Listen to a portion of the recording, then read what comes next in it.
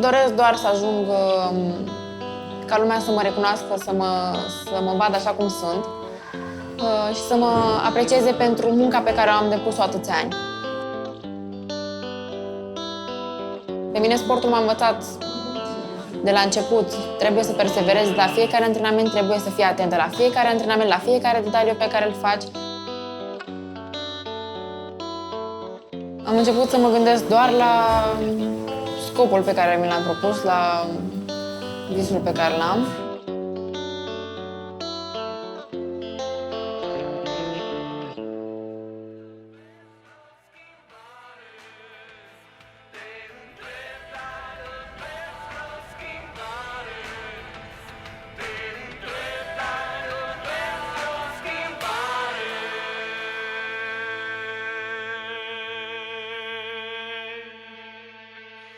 Vine mama la mine, Moise, felicitări, ești proprietar.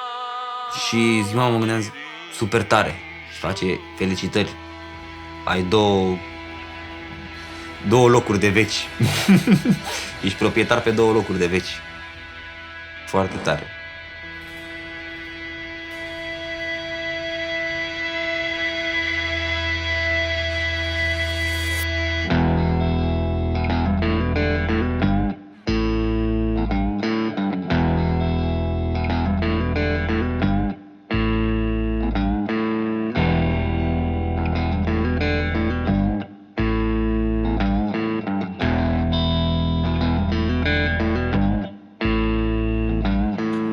Îmi place ceea ce fac și nu m-aș vedea făcând altceva.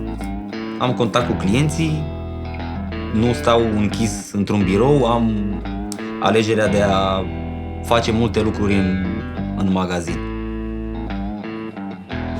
Și ăsta? Ai 40? Da, 4 lei 32. Da, mersi mult. Cu mare plăcere să trăiți.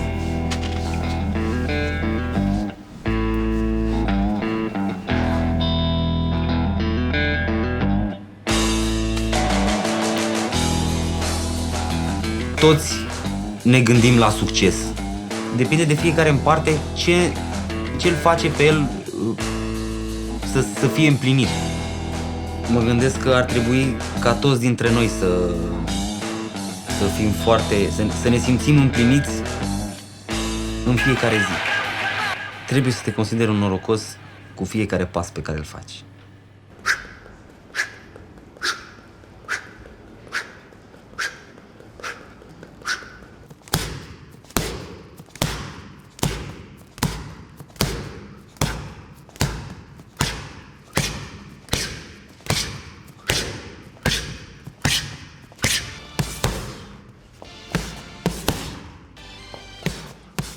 Sincer, nu cred că ține atât de mult de meseria pe care o faci. Poți să ai succes în absolut orice faci. Și în hobby-urile pe care le practici. Noi gândim succesul în funcție de recunoașterea pe care o avem. Eu cred că înainte de a avea succes, dacă îl vei avea, e important să ai o analiză cinstită, onestă asupra ceea ce ești tu. Să faci un raport între ceea ce ești și ceea ce poți deveni. Adică dacă reușesc să fac lucrurile astea și să devin mai bun în ceea ce fac, într-un anumit timp, cred că vine și succesul. Succesul e legat și de timp.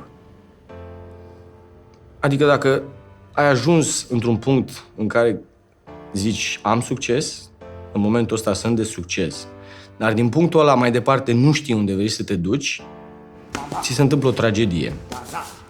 Adică cred că trăiești o dramă, pentru că dacă nu ai permanent un scop, un drum, dacă nu privești permanent înainte, într-un fel, nu ai o viziune, nu știi ce-i cu tine, nu știi unde vrei să te duci. Și atunci mă programez permanent pentru ceea ce voi avea de făcut.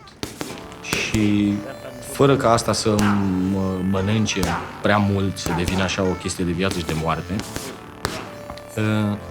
încerc totdeauna să mă proiectez înainte.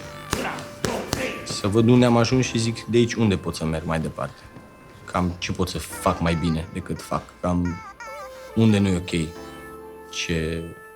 ce-i cu mine. Și atunci procesul ăsta de veșnică maturizare duce către o formă de succes, care e un succes cu tine însuți.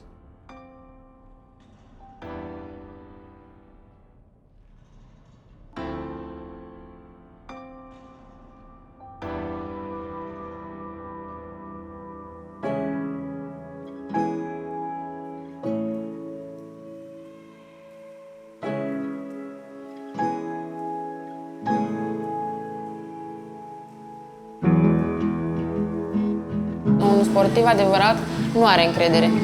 Antrenorul îi insuflă. Sportul de performanță nu se face cu plăcere. Îl faci la început. După ani de zile devine o muncă, efectiv. Nu am mare studii, dar am observat că drumul spre succes este construit este pavat cu multe sacrificii din partea mea și din partea antrenorilor de obicei. Și atunci am descoperit că orice aș face, în orice domeniu, tot trebuie să te sacrifici ca să iasă un lucru bun, să iasă un lucru de calitate.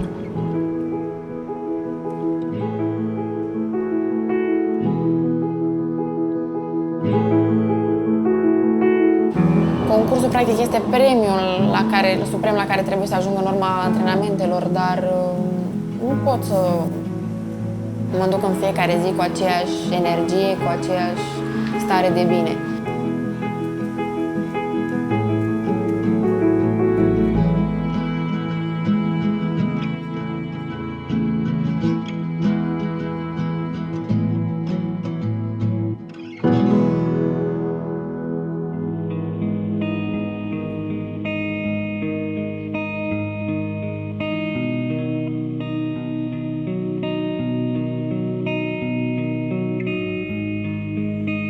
Momentan zbor foarte puțin.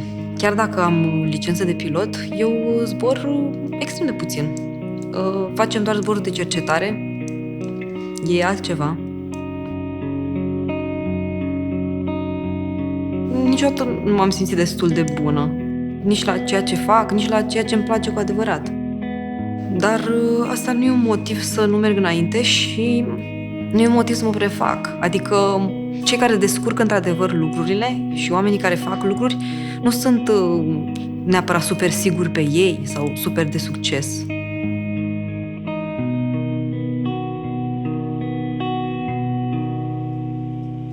Nu sunt un om de succes.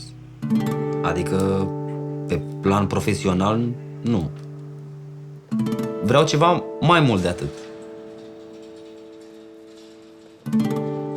E ok, îmi place ceea ce fac, dar ajungi la un punct în care le faci mot-a-mot, le faci din instinct, le faci...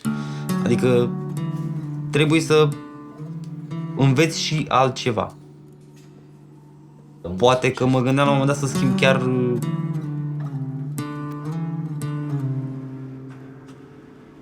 Nu neapărat jobul, să schimb domeniul în care lucrez. Da.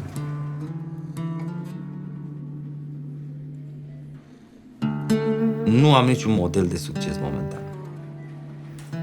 Nici nu m-am gândit la așa ceva. Totul depinde de interiorul fiecăruia și ce vrea să ajungă și ce vrea să facă. Nu trebuie să ai neapărat un model. Deci, succesul momentan nu-l văd în viața mea. Decât doar atunci când simți într-adevăr și când ți se întâmplă exact ceva ce-ți dorești.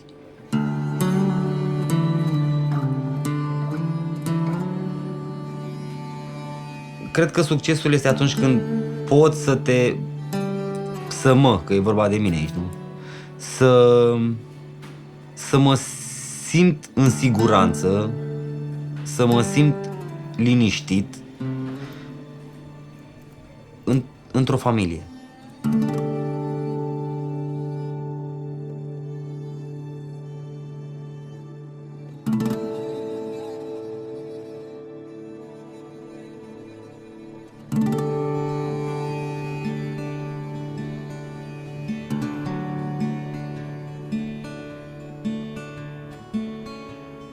În primul rând, succesul înseamnă în primul rând, să fii sănătos, după care să ai, eu știu, să trecem partea materială pe locul 3. Familia importantă și apoi partea materială. Pentru că dacă le ai pe primele două, a treia apare.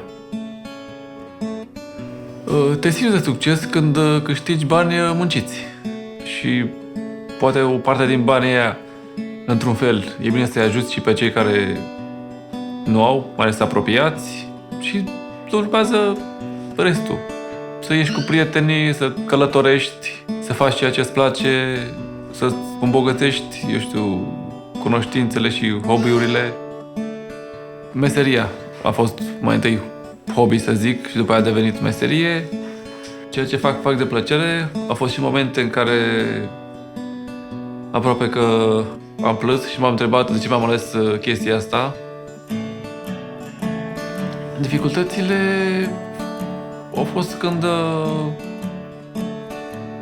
am învățat, când am trecut de la o etapă la alta, deci la un nivel la care mă aflam, să trec la un nivel superior în învățarea meseriei și atunci a trebuit să depășesc niște limite. Mi-am dat seama că sunt niște încercări, dar plăcându-mi ceea ce fac, a trebuit să merg înainte, că înapoi nu mai avea loc. Nu pot să zic că mă consider chiar un om de succes, dar mă consider împlinit.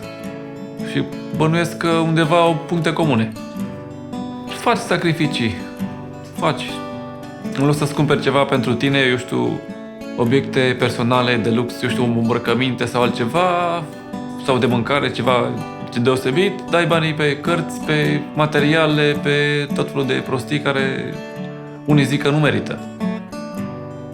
Și cam asta am făcut de mic și mi-e greu să mă opresc. Nu cred, sincer, nu cred despre mine că sunt un om de succes, că am atins maximul potențialului meu. Dimpotrivă, cred că mai am foarte multe lucruri de rezolvat. Eu, cu mine și cu meseria mea. Și cred că am încotro să mă îndrept. Dar undeva gândul ăsta lucrează.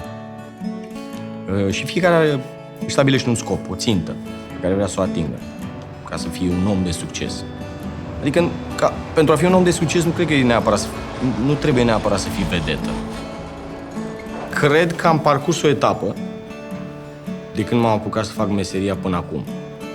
Și în etapa asta am trecut prin foarte multe teatre, am cunoscut foarte mulți oameni care m-au inspirat și experiențele astea pe care le-am avut până acum m-au dus la ceea ce sunt acum.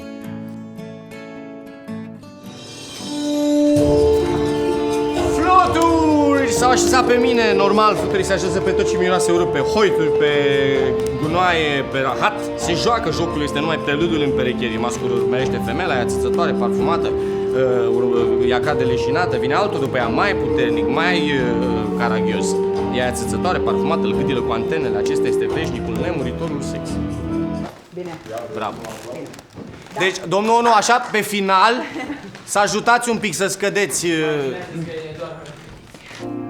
Dar trebuie adus aici, că Nicoleta nu poate să cânte așa, nu poate să facă ăsta, știi?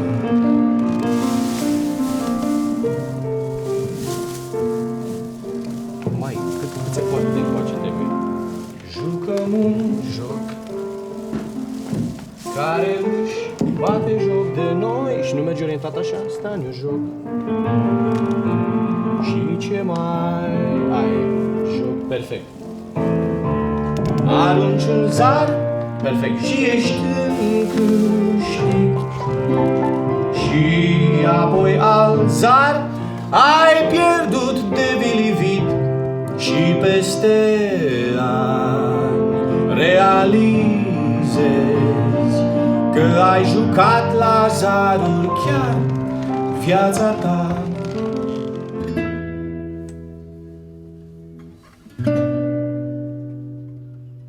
Și la box și în teatru încerc să-mi depășesc limitele.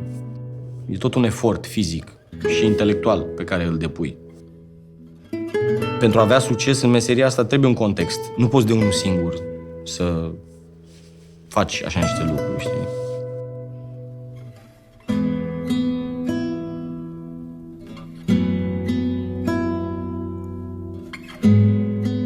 Combinația asta între siguranță și emoție naște concentrare.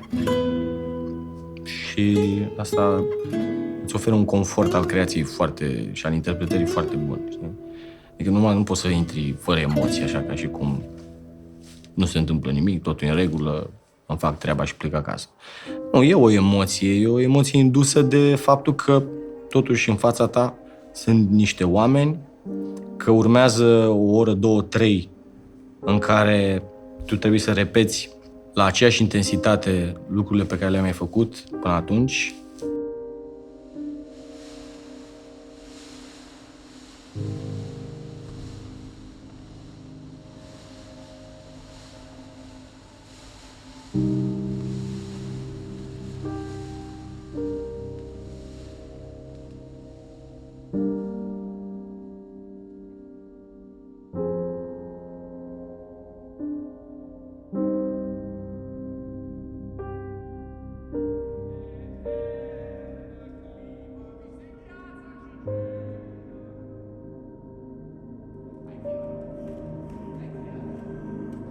Trebuie să ai grijă să nu scazi un anumit nivel, că nu contează că ești obosit, că ai o zi mai proastă, mai bună, tu trebuie să fii acolo în timpul ăla cât durează spectacolul.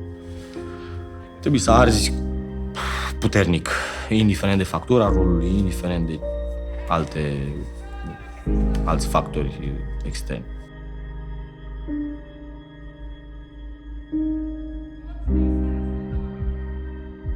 Nu pot să mă consider de succes acum. O să mă consider... Poate nu o să am niciodată succesul pe care sper să-l am. Muncești și vezi că practici o meserie subestimată. Știi? Dar asta este, asta ne-am ales, asta facem și... Ce spun eu, nu poți să lași garda jos.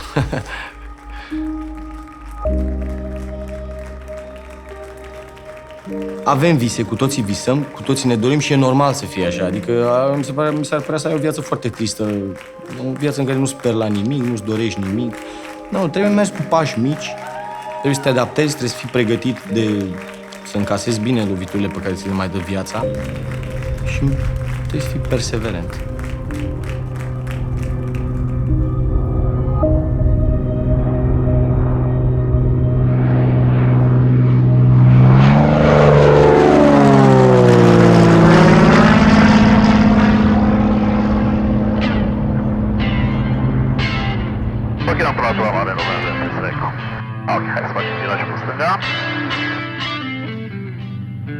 Am avut vânt, ne-am ridicat repede. Instant chiar. Uitasem cum e. N2 are 3 tone. Și ăsta are o tonă 600. Am văzut. Când eram mică, n-aveam nicio idee. Și fratele meu mai mare a zis că el vrea să fie pilot. Și m-am gândit, Doamne, frate, Dumnezeu să mai zic. Deci dacă el a zis că vrea să fie pilot, e cea mai cool chestie care există. Deci nu mai aveam nicio idee, deci am rămas fără idei. Și am zburat inițial ca amatoare, doar ca hobby. 2 ani și apoi a venit de la sine. Dar m-au și încurajat foarte mult oamenii pe care i-am cunoscut. Și mi-au spus că ar trebui să fac asta. Și au avut dreptate. Nu pot să zic că nu sunt foarte norocoasă. Trebuie să recunosc și asta. Nu sunt o persoană publică, asta e clar. Și dacă succes înseamnă o persoană publică, nu sunt. Și nu-mi doresc.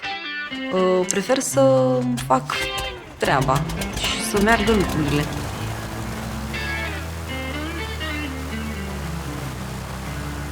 Din meseria asta poți să trăiești decent. Dar trebuie să ai și o motivație. Eu îmi doresc foarte tare să mă fac instructor. Dacă ar fi să vorbesc despre visul meu, eu asta visez. Să presupunem că mi se întâmplă ce visez eu acum și că îmi ating scopul. Nu e asta tot. Uite, m-am simțit împlinită astă vară, am botezat pe cineva. Și am fost eu nașă, ca să zic așa. Și ca pilot, adevărul e că trebuie să fiu un fel de naș. Chiar dacă faci totul legal și e totul ok din punct de vedere tehnic, chiar perfect, de fapt ești cunașul.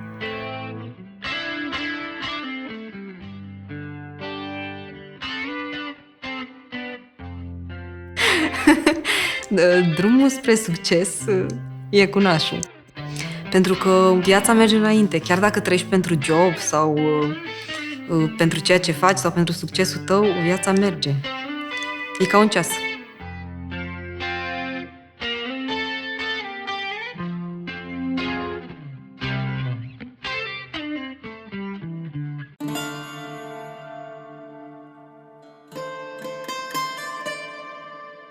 Păi, drumul spre succes înseamnă să faci ce-ți place, să nu faci totul din obligație și să nu te uiți la ceas când trebuie să pleci acasă. Ești răsplătit în măsura în care și tu depui un efort ca să fii răsplătit. Că dacă ai talent și stai degeaba închis în casă, nu ești bun de nimic. Am avut o atracție. La un moment dat am primit de la părinți cadou atlasul zoologic și am început să mă uit cu el, să învăț. Prima oară le știam după formă și ceream explicații. Mai târziu, când am început să citesc într-adevăr, să înțeleg, aproape că le știam pe toate. Și încet, încet am început să strâng o mică colecție de scoici, cărți cu animale, mă duceam prin târguri, la biblioteci. Țin minte că trebuia să plec cu ai mei la teatru și au stat să mă aștepte. Eu eram în mijlocul sufrageriei cu o bufniță. Am încercat să o împăiez în felul în care știam eu și citisem așa destul de vag. N-a ieșit, până la urmă mi-am dat seama că nu era conservată ca lumea și a trebuit să o arunc. După altă perioadă, la școală veneau copiii cu tot ce găseau, bufnițe, eu știu, papagali, mi le aduceau, le plăteam și încercam să le fac singur. Țin minte că i-am împăiat și tot așa papagalul peruș dirigintei mele în clasa a 7-a. Toți credeau că eu știu, că mă pricep, că îmi plăcea, dar nu puteam să-mi depășesc, să merg mai departe, că nu aveam cunoștințe. Încercam să fiu autodidact, dar nu-mi reușea, că nu aveam de unde să iau informații. Și de-abia când am venit la muzeu, am învățat de la cel care era veteran. A avut destul de multă răbdare cu mine, toată ziua stăteam pe capul lui și întrebam ce mai facem. Am avut de-a lungul timpului, pe balcon am avut când eram mic și ciopârle, salamandre, arici, pui de găină, broască testoasă. Dinozauri am avut, dar în rest cred că l-am avut pe toate. Momentele când te simți împlinit poate să fie și momente de liniște și pace interioară, nu neapărat legate de meserie.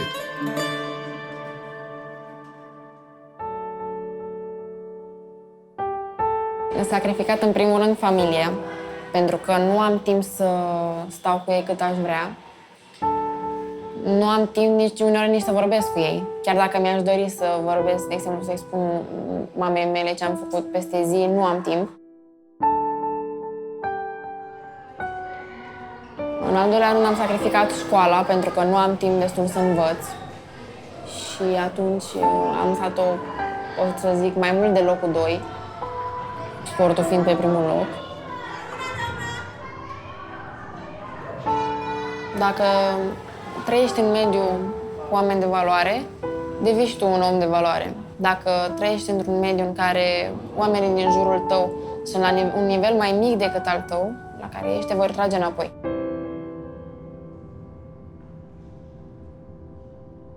În clasa 1 am fost selectată pentru not și nu am... De atunci, m-am mai gândit de atunci dacă m-aș lăsa de not, ce aș face? Și n-am găsit niciodată răspunsul.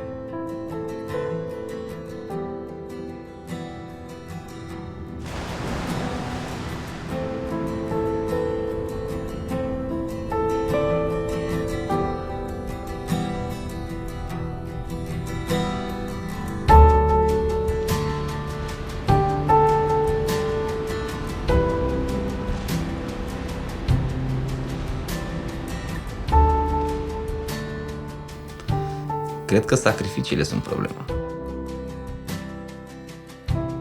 banii care i-am îi cheltui cu mine, pentru mine. Și atunci când ar începe sacrificiile, pentru mine n-aș mai cheltui probabil nimic. Prețul succesului. Sacrificiu. Sacrificiu.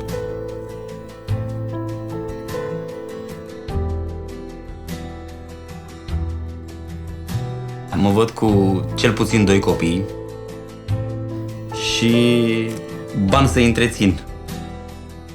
E începutul. Dar asta cu premiile și cu asta, și spune, astea sunt bazaconii, chiar sunt. Și cine crede că premiile îți dau valoarea și recunoașterea, se înșală amarnic, dar trebuie să ai o răbdare pe care să aștepte să vadă ce îi se întâmplă. Și atunci când vine viața și te dă cu capul de scena pe care tu de fapt trebuie să joci, o să-ți dai seama că premiile alea nu ți amortizează impactul.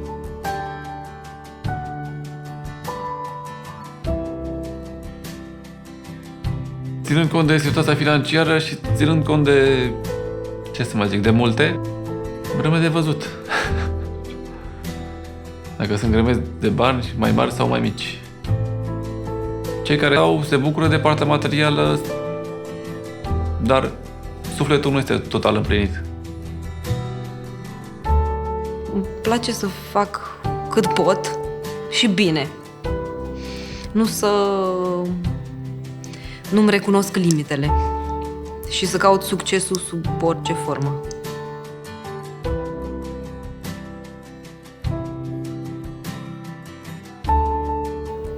Am momentele mele de fericire. Câteodată sunt fericit. Am momente. În seara asta am fost fericit, am avut un spectacol bun. Măi, e o chestie de secundă la mine. Deci eu pot să fiu fericită într-o secundă. Da, da. Mă consider un om fericit. Împlinit, adică mulțumit cu mine însămi. Când ajung sus pe podium, da. În restul timpului nu. Deși pare că sunt, nu sunt. Foarte fericit.